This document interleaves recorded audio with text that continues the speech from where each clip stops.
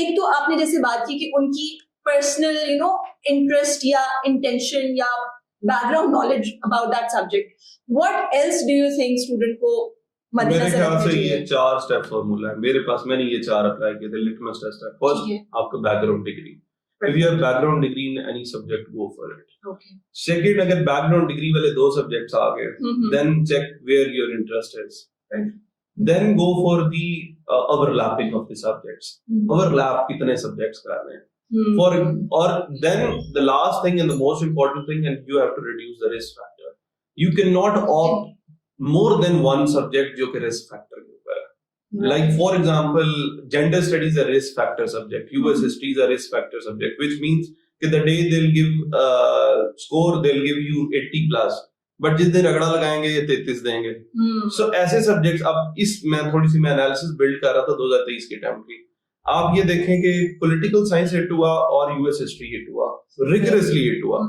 جس بندے کا IR تھا اور US ہسٹری تھا وہ بھی بچ گیا, جس کا پول سائنس تھا لیکن US ہسٹری نہیں تھا وہ بھی بچ گیا. Imagine a person جس کا پول سائنس بھی تھا اور US ہسٹری بھی تھا. They got non-allocated. That is the reason why optionals are very important. Right. اچھا ہم تھوڑا سا اسٹیئر کرتے ہیں اپنی کانورسیشن کو.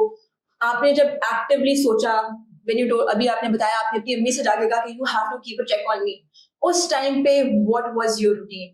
عادل صبح کتنے بجے اٹھتے تھے, کتنی اسٹڈی کرتے تھے, 12 سبجیکٹس کو عادل نے ڈیوائڈ کیسے کیا تھا؟ کیونکہ بچوں کو نہیں سمجھ آتی بھائی کیسے پڑھنا ہے. وہ ایک ٹاپک پڑھنے بیٹھتے ہیں تو اس پہ 20 پیجز کے نوٹس بنا لیتے ہیں اور پھر ان کو سمجھ نہیں آتی اس 20 پیجز کو کرنا کب ہے, ریوائز کب کرنا ہے.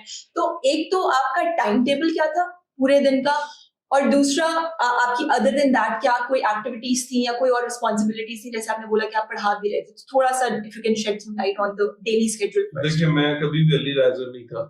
میں نے شاید 9 بجے میں صرف پیپرز میں ہی اٹھا, اس سے پہلے کبھی نہیں اٹھا. تو یہ تو میں نے چھوڑ دیا کہ یار آپ جلدی اٹھو گے تو کام ہوگا, بچوں کو نہیں کہہ سکتے کہ جب مرضی اٹھو, دیٹ ڈز ناٹ میٹر. میں 12 بجے اٹھتا تھا آلموسٹ. 12 سے ایک ناشتہ وغیرہ کیا, اور ناشتہ وغیرہ کرنے کے بعد میرا 3 گھنٹے کے سلاٹس ہوتے تھے. Like I used to study from 1 to 4. Then 4 سے 5 نماز وغیرہ, یا پھر آپ نے بیڈمنٹن وغیرہ جو کھیلنا ہوتا ہے وہ کر کے. So then 7 to 10, پھر 3 گھنٹے کا سلاٹ.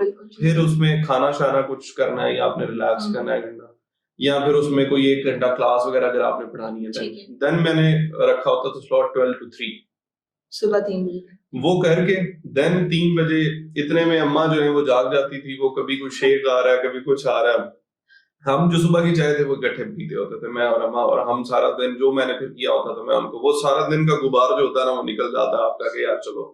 سو اس کے بعد کبھی ایکسٹرا 1 گھنٹہ مل جاتا تھا تو میں ایسے وغیرہ کی آف لائن پریکٹس کر لیتا ہوتا تھا. ادر وائز جو ہے میں سو جاتا ہوتا. تو یہی میرا روٹین تھی, اس سے زیادہ کوئی روٹین نہیں. اچھا جو آپ نے ابھی بتائی نا چیز, یہ اگر کسی اسپائرنٹ کو بولی جائے, کہتے ہیں میم ہم تو بیٹھے رہتے ہیں, ہم پڑھ رہے ہوتے ہیں, بیٹھے رہتے ہیں, لیکن آئی فیل کہ ان کی وہ کنسنٹریشن نہیں ہوتی پڑھائی میں.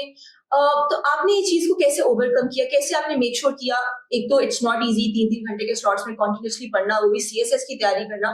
تو آپ نے اپنی کنسنٹریشن کیسے انشور کی؟ کیا وہ آپ کی والدہ کا جو سورٹ آف اسٹرکٹنیس تھی اسی نے آپ کو ہیلپ کیا, یا آپ کی خود بھی کچھ انٹرنل موٹیویشن تھی؟ دیکھیں سارے فیکٹرز ہوتے ہیں. فار ایگزامپل میں سمجھتا ہوں کہ فیملی کی موٹیویشن بڑی امپورٹنٹ ہوتی ہے, فرینڈس کی موٹیویشن بڑی امپورٹنٹ ہوتی ہے,